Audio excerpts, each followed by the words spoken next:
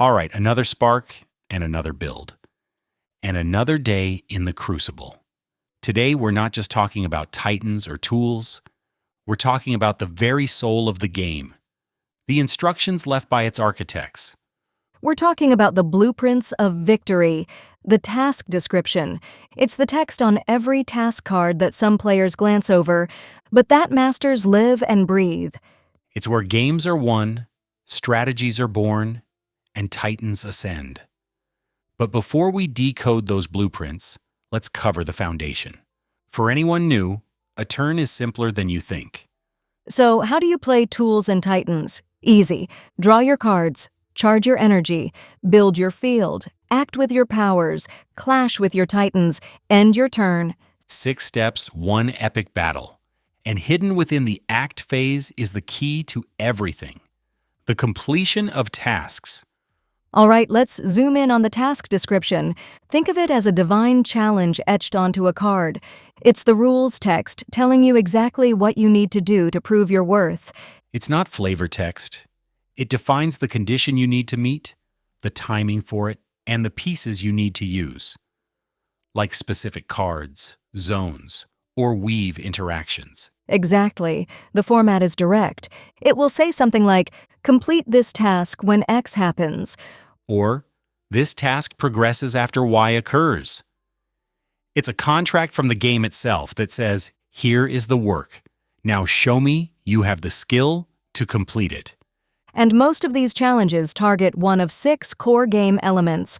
First, card actions, playing, casting, recycling. Second, zone control, your dominance over the forge, weave field, and task panel.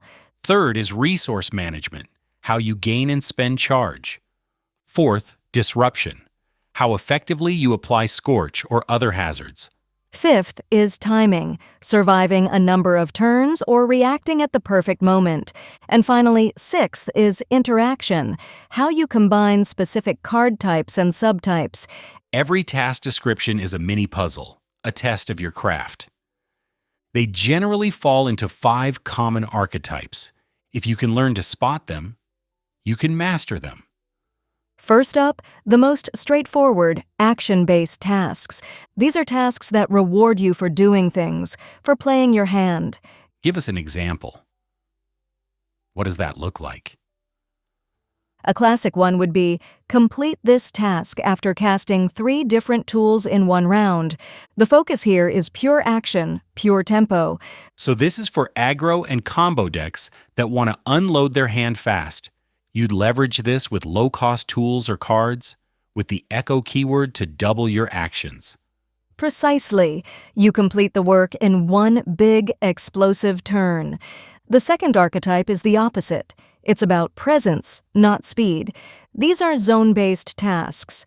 Okay, so this is about board control, holding territory. Yep. An example, complete this task while you control all 3 zones, Forge, Weave Field, and Task Panel. This is a favorite for control, mid-range, or structure-heavy decks like Masonics. The strategy is to lock down the field. You use structures to fortify zones, or Scorch to deny them. You're building a fortress, and this task is your reward. All right, that brings us to the third archetype, resource-based tasks. These are all about your economic engine. They measure the flow of charge. So something like, complete when you gain 4 charge in a single round.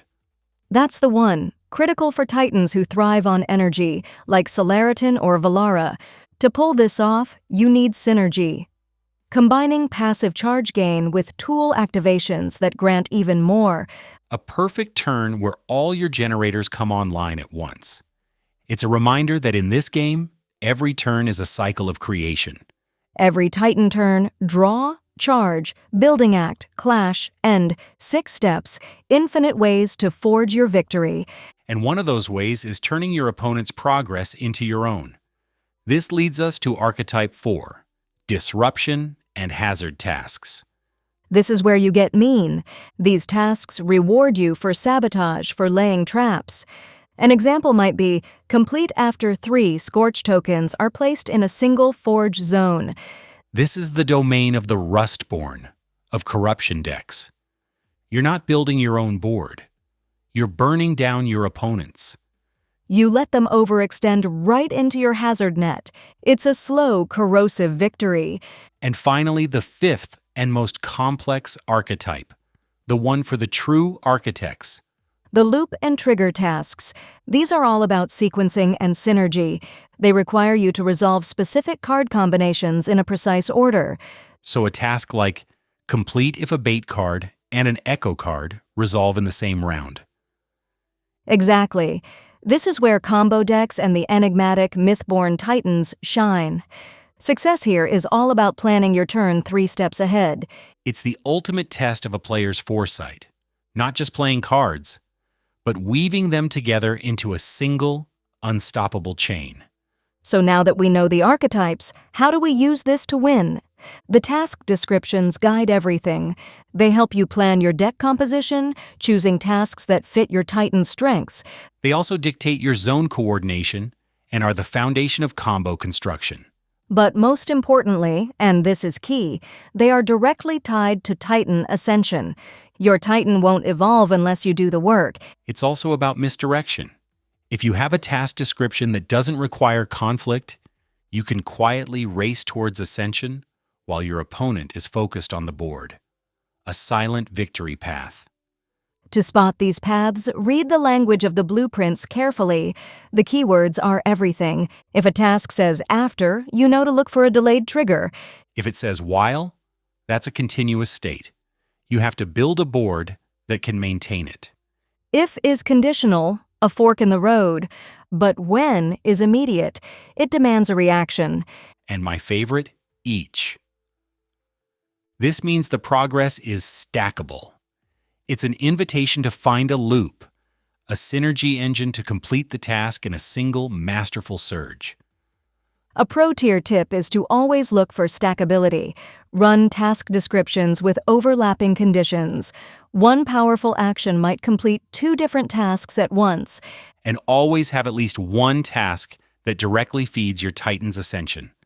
Don't leave it to chance. Make it part of your opening strategy. And if a task isn't working out, don't be afraid to use the junkyard.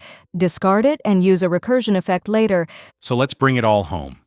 The task description isn't just text. It defines your win path. It shapes your strategy. It dictates the flow of your resources and, ultimately, it forges your deck's identity. Learning to read these blueprints is the final step to becoming a true master of your trade. Because in the end, it all comes back to the fundamentals, to the craft. In every match of Tools and Titans, your tradecraft unfolds in 6 simple moves. Draw, Charge, building, act, clash, end.